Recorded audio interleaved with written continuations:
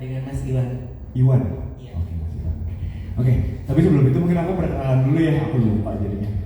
Saya Kurnia Wijayanto, saya Ketua Yayasan dari Bhinneka Cipta Setara, organizer dari 100% Manusia Film Festival. Kita udah di tahun ke-6 tahun ini, Kak Kiva juga. Mungkin aku perkenalan sedikit sama Kak Kiva dan film Preman. Kak Kiva ini juga masuk nominasi ya untuk film ini ya. Ada satu untuk Best Actor dan menang yang Tempo ya, Festival Tempo itu. Dan kalau teman-teman lihat juga di film ini kan ada Kak Putri Auyudia ya, ya itu yang jadi Mayang ya, betul. Itu saya juga pernah jadi festival ambasadornya dari 100% Manusia Film Festival. Nah itu juga sebenarnya tadi pertanyaannya Kak Iwan adalah pertanyaan yang mau aku tanyain ke Kak Kiva juga. Tapi mungkin Kak Kiva kalau mau salam sehat sama teman-teman yang di sini dulu sebelum menjawab pertanyaannya, boleh kira-kira ada yang mau disampaikan dulu sebenarnya. Halo teman-teman, masih semangatnya nih? Lapar nggak? Udah lapar belum? Kita santai aja ya, relax aja ya. Pertama-tama mau ngucapin terima kasih untuk 100% Manusia Film Festival. Terima kasih sekali sudah mau menampilkan Preman. Karena memang Preman itu tidak akan masuk bioskop dan akhirnya jatuh ke streaming platform. Tapi memang sebenarnya kalau boleh dikasih tahu itu memang film ini dibuat untuk bioskop sebenarnya. Tapi ya kenyataan berbeda ya pas ketika sudah di Indonesia gitu. Teman-teman mau tahu aja sih, selain tadi akan menjawab pertanyaan, gimana sih pas ketika kalian menonton ini gitu. Semoga kalian terhibur. Pengen banget denger masukan dari teman-teman atau mungkin kita diskusi gitu. Pengen sekali. Karena dari film ini banyak sekali menuai diskusi. Mau bilang pujian atau kritikan karena itu akan saja sebenarnya. Banyak diskusi dari film ini gitu, dari ketika kita coba promosikan berangkat ke Amerika tahun lalu gitu, karena alhamdulillah masuk banyak ke festival di Amerika. Sampai sekarang udah 8 festival termasuk di Indonesia. Jadi banyak banget, terutama saya mendapat pesan atau diajak ngobrol gitu. Film ini sebenarnya kenapa sih, mau ngapain sih gitu. Jadi kalau tadi pertanyaannya Kak Iwan, apa sih yang paling inspirasi atau yang paling sulit? Mungkin itu Ibu bisa. Mau tahu nggak yang paling sulit apa? Semuanya sulit. Karena gini, untuk permasalahan seni peran gitu, keaktoran, kita memang harus menjaga tubuh ya. Dari film ini saya langsung punya rasa hormat tinggi sekali sama pemain-pemain film action. Karena ternyata bikin film action itu nggak gampang. Dan sebenarnya Preman ini bukan film action, tapi ini drama yang dibalut dengan action. Gitu. Kadang-kadang orang penonton khususnya suka salah paham gitu bahwa ini full action gitu. No, sebenarnya ini adalah drama yang dibalut dengan action gitu. Jadi untuk nanya susah di mana, saya perlu 2 bulan untuk melatih bahasa isyarat dan actionnya gitu sekalian. Jadi lumayan, ini adalah salah satu karakter dan peran yang sangat menantang selama saya berkarir sebagai aktor, karena cukup lama melatihnya 2 bulan dan kita syuting 28 hari, 27 hari masalah gitu. Jadi dan itu setiap hari, dan saya masuk rumah sakit 3 kali dari film ini. Jadi gimana duret ya gitu. Gitu. Nah tadi kalau aku juga mau tanya sih sama Kak Kiva ini, kalau misalkan pada saat memerankan sebagai karakter Tuli ya, itu sulit nggak sih Kak Kiva memerankan karakternya? Ada hal-hal tertentu yang spesifik yang Kak Kiva lakukan di film ini? Untungnya dapat pelatihan. Maaf sekali waktu itu saya lupa namanya, maaf sekali gitu. Cuman kita memang diajari secara intens gitu. Tiga aktor putri, saya dan Muzaki gitu kan, jadi anak saya. Tapi memang sebenarnya sulit itu ketika kita sedang berakting tanpa dialog. Nah, Sandi di film ini banyak juga yang bertanya kenapa kok dia nggak ngomong, gitu kan? Karena banyak teman tuli yang juga bisa ngomong gitu kan. Tapi Sandi di sini memilih untuk tidak bicara karena dia memiliki tingkat traumatis yang sangat tinggi, dan dia saat itu merasa bahwa hidupnya sudah menuju buntu. Dia merasa bahwa menjadi orang tua itu tidak bisa apa-apa, makanya dia jadi preman untuk menutupi kekurangan itu. Padahal sebenarnya tidak, makanya dia tidak memilih untuk bicara. Tadi sebenarnya pesan yang dikasih tahu itu mau melanjutkan bahwa pesan ini banyak sekali ya. Kalau kita tadi nonton tuh masalah ya menyindir unsur politik ada, unsur permasalahan pemilihan orientasi juga ada. Jadi banyak sekali film ini unsur-unsur yang mau dikasih tahu ke publik bahwa tidak seharusnya dan tidak semestinya seperti ini misalkan. Jadi saya nggak mau bilang ke publik bahwa oh ini film ini tentang ini enggak, tapi kita bisa melihat sendiri bahwa publik bisa menilai sendiri dengan nonton film ini.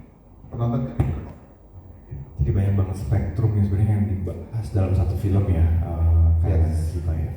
Nah, tadi kan ada pertanyaan dari Mas Iwan. Aku mau dong dengar dari teman-teman, ada yang mau memberikan komentar kah terkait filmnya tadi? Oke, di belakang. Ya, boleh dibantu Kak Fania? Ya, ini volunteer kita Fania namanya. Terima kasih Fania.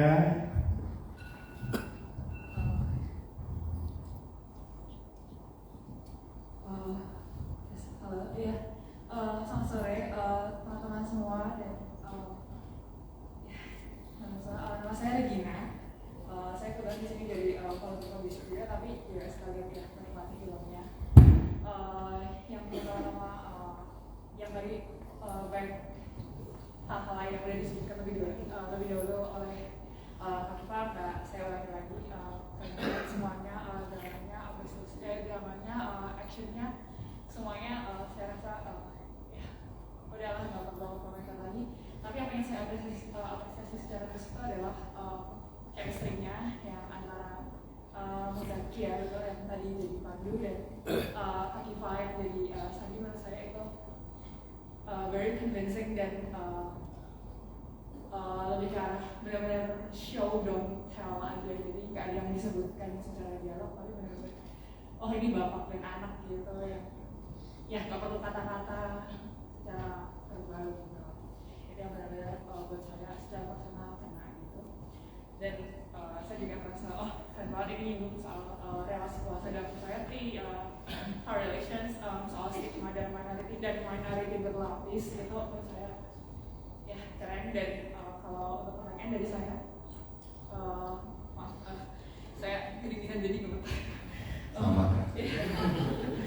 Kalau dari Hanifah sendiri itu kira-kira apa yang dari film ini yang I wish I could have done this part better, yang mana yang kira-kira yang kita merasa saya hanya bisa tingkatkan belajar dari sini, saya tingkatkan di peran saya selanjutnya ke depan ini. Gitu dari saya, terima kasih. Terima kasih Regina ya. Ya, betul. Terima kasih atas komentarnya dan apresiasinya. Apa yang bisa membuat saya lebih atau nggak apa yang saya mungkin sesali, bisa jadi apa yang bisa saya kembangkan dari film ini sebenarnya ya saya manusia ya, tapi kadang-kadang saya merasa bahwa setiap film yang saya lakukan itu saya nggak mau merasa menyesal karena itu sudah terjadi. Saya nggak mau munafik bahwa setiap kali nonton harusnya gini, harusnya gitu. Tapi hey, kamu sudah melakukan itu pas lagi syuting gitu. Jangan menyesal. Yang sebenarnya lebih harus dipertahankan adalah ketika aktor itu harus menjaga tubuhnya. Jadi kan umur tidak bertambah muda ya gitu.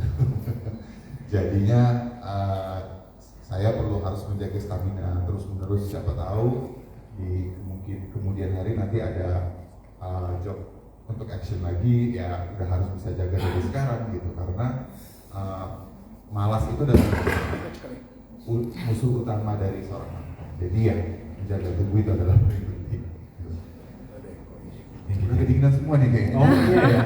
Rasanya nggak bisa diladein. Boleh dikecilin. Nah, oke. Ada yang mau bertanya lagi? Oke, di belakang. Aku mau dengar juga komentar. Di sini ada yang siapa yang pertama kali jadi pembisik? Ada? Oh, ada. Oke, kita ngobrol-ngobrol atau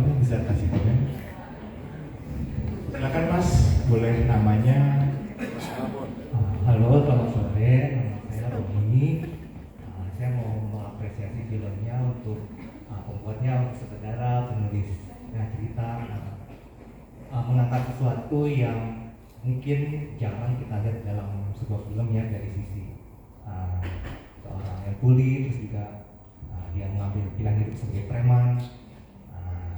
Sesuatu yang menarik sih bagi saya karena jarang saya nonton kayak gini.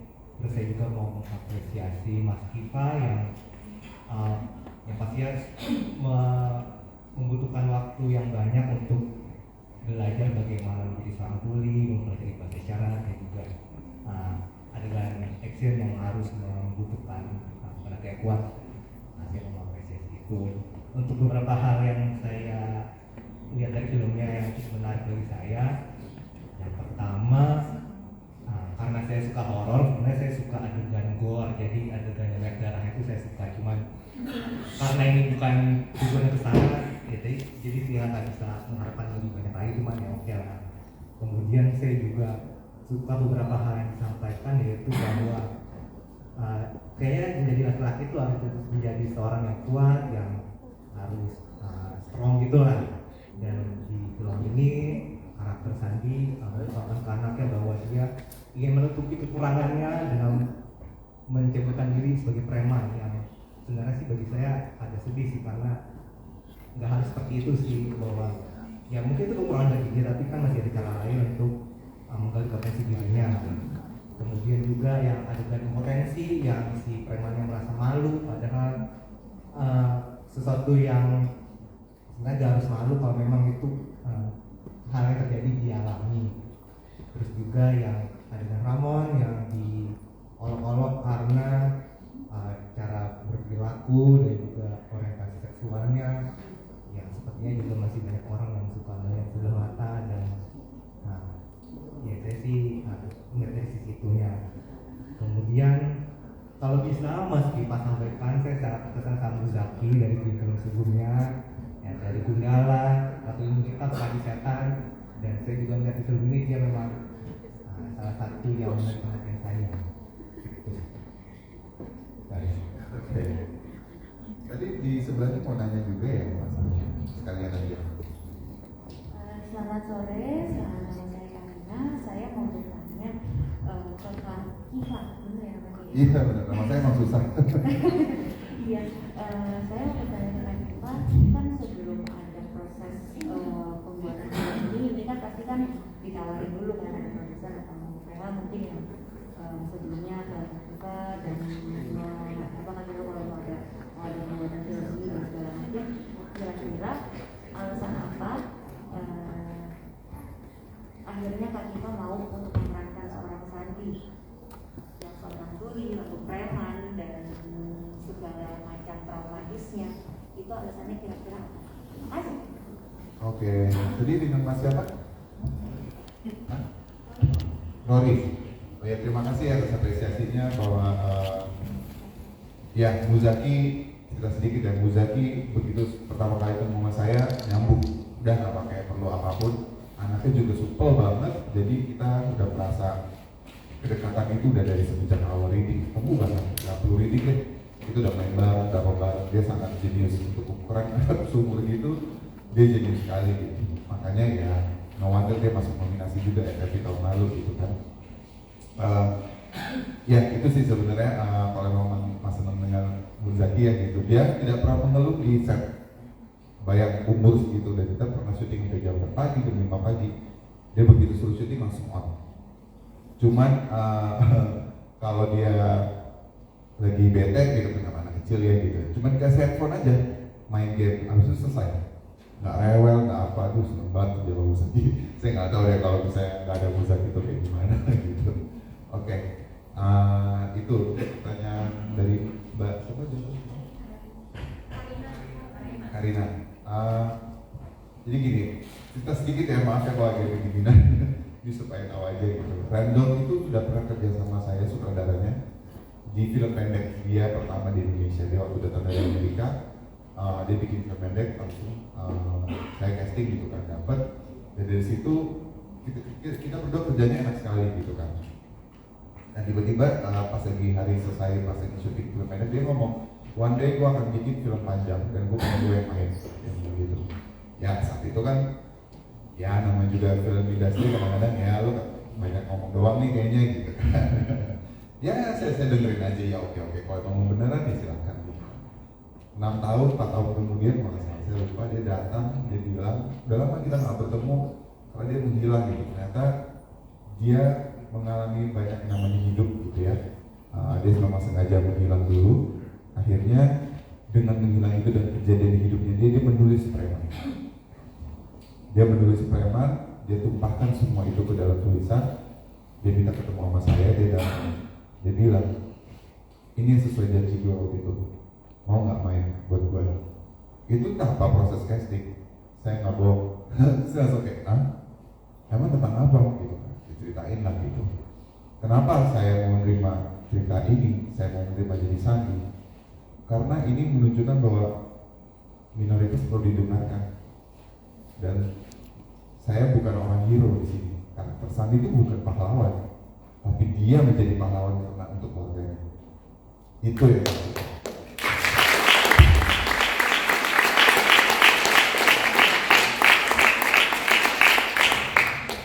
Oke, thank you Kak Kiva. Nah, aku juga mungkin informasi sedikit ya. Ini sebenarnya pemutarannya hanya hari ini. Cuman kita akan putar film Preman ini nanti di Jogja. Karena festival kita selain di Jakarta dan 9-12 itu nanti akan ada juga di Yogyakarta. Film ini juga akan kita putar. Jadi kalau ada teman-teman yang belum nonton di Jogja bisa diinformasi. Nah, mungkin aku sebenarnya kayak mungkin masih banyak. Ada yang mau nanya lagi deh kayaknya. Ada yang mau nanya? Kalau nggak, aku mau ada yang pergi. Iya. Udah jam-jam ini ya. Tadi siang udah pada makan belum? Oh belum. Saya juga belum mas. Nanti kita makan di luar ya.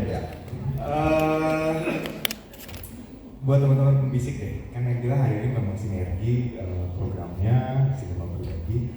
Untuk teman-teman pembisik di sini ada ya. Tadi ada beberapa yang baru pertama kali menjadi pembisik dan juga mungkin ada teman-teman pembisik yang baru pertama kali membawa ikutan dalam acara ini untuk film laga misalkan, ada nggak?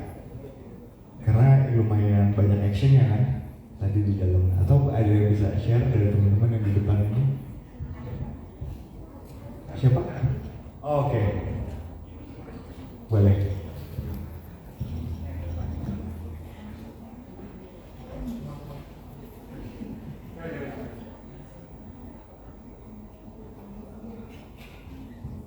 Baterainya habis tuh.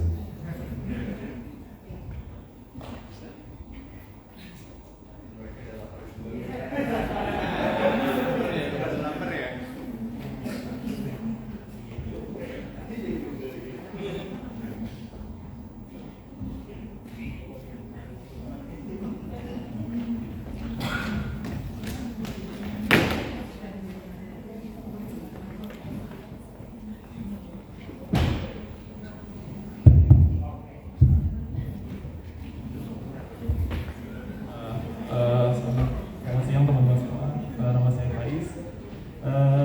Jadi saya ini pertama kali saya jadi pembisik.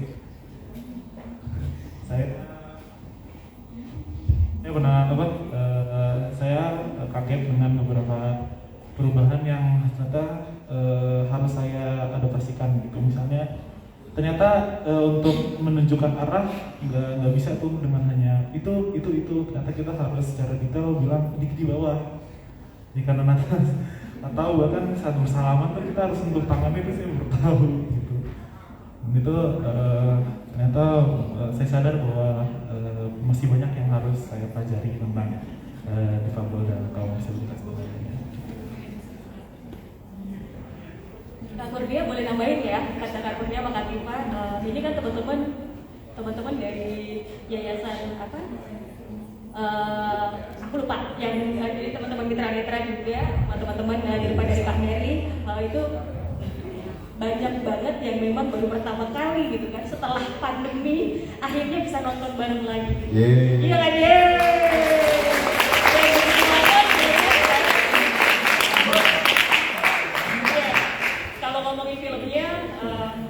Aku senang buat gini Kak Sandi sama Pandu. Tadi dapat banget sama kalau ngomongin visual effect berarti talent dan segala macam. Tapi yang lebih aku konsen ini Kak Kurnia mungkin karena kan teman-teman ini ya, teman-teman pembisik yang baru sama teman-teman yang dibisik ini. Nah, ini ada bisik-bisiknya nggak gitu ya?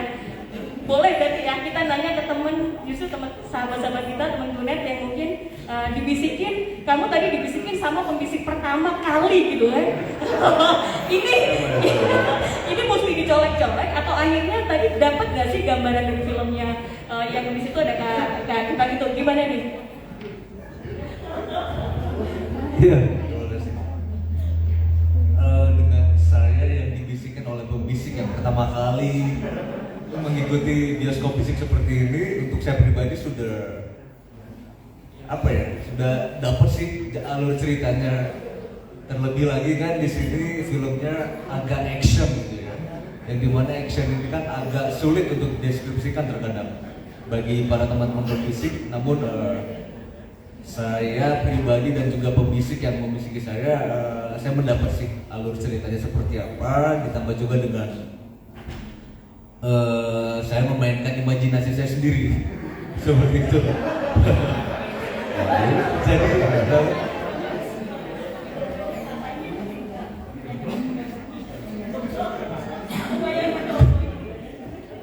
kalau Kasan itu karakternya tadi itu kayak ya sebagai preman yang kita tahu ya, dan juga tadi itu mainin senja alatnya itu apa tadi itu Monkey Fist.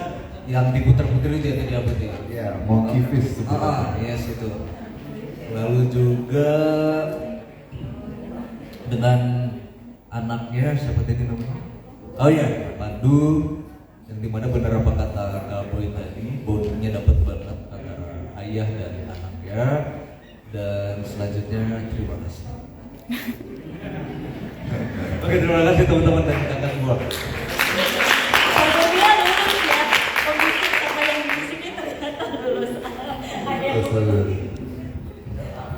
Oke, thank you banget teman-teman. Aku juga nggak mau, karena udah pada kedinginan dan mungkin banyak yang lapar juga.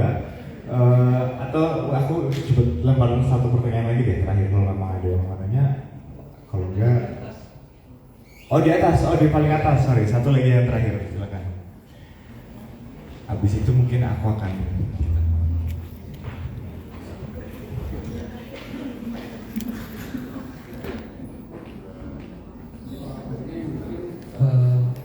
Saya bukan ke filmnya, jadi ke apa namanya yang menjadi apa ya jujur saya baru sekali ini nonton foto-fotonya.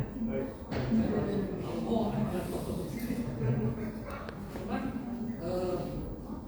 sedikit masukan aja. Mungkin dari itu dibuat satu orang aja yang menjadi bukan pembisik jadinya, tapi dia kayak komentator. Jadi teman-teman Tunet punya persepsi sama nih kan, tadi dia bilang itu pembisiknya baru, pembisiknya senior. Itu bisa jadikan mereka menginterpretasikan filmnya berbeda. Itu sih. Kalau misalkan tadi ada kayak pembisik, bukan pembisik ya, komentator yang satu, kita dari yang melek ini juga mungkin bisa ngerasain, oke, begini tuh yang mungkin teman-teman Tunet rasakan. Itu sih. Bisa nggak ya kita? Saya tadinya jujur seperti kayak wanita kayak dengerin drama radio zaman dulu, drama radio apa Tutur Timula, Suara Sepu itu kan aksi tapi cuma visual doang. Itu aja sih. Terima kasih. Terima kasih. Iya, terima kasih Mas. Ya, sebenarnya dulu juga pernah kita ya satu kali ya saat di Amerika kita salah satu partner kita pakai hearing aid buat teman-teman netra yang memang hadir untuk itu dia satu pembisik cuma dikasih alat. Tapi ya itu akan menyesuaikan aja sih sebenarnya dalam situasi teman-teman juga gitu. Jadi kita harus menyesuaikan aja. Tapi kalau memang ada teman-teman lain yang mau bantuin kita di 100% untuk bisa menghadirkan itu, karena mungkin aku beri info sedikit aja 100% sinergi atau sinema berbagi ini dulu sebelum pandemi kita biasanya lakukan setahun itu ada Jadi ini juga bagian program dari yayasannya Bhinneka Cipta Lestari. Cuma karena pandemi kita berhenti dan akhirnya kita selalu masukkan di festival kita yang festival tahunan. Ya semoga tahun depan kita udah bisa lakukan pemutaran rutin bulanan lagi karena udah mulai walaupun naik cuma mungkin kita bisa mulai lagi. Kita doain aja jadi kegiatan-kegiatan ini untuk masing-masing mau berbagi bareng teman-teman kita bisa lakukan terus setiap bulannya. Mungkin itu aja kali ya teman-teman. Aku nggak mau menahan teman-teman terlalu lama di sini. Mungkin juga ada yang mau ke toilet karena dingin juga. Aku terima kasih dan apresiasi Kak Kiva. Thank you so much sama teman-teman yang juga ada yang hadir ya. Terima kasih juga semuanya. Kita foto dulu boleh? Oke, kita mungkin fotonya selfie kesini aja kali ya. Jadi teman-teman gak usah beranjak. Aku coba dulu ya.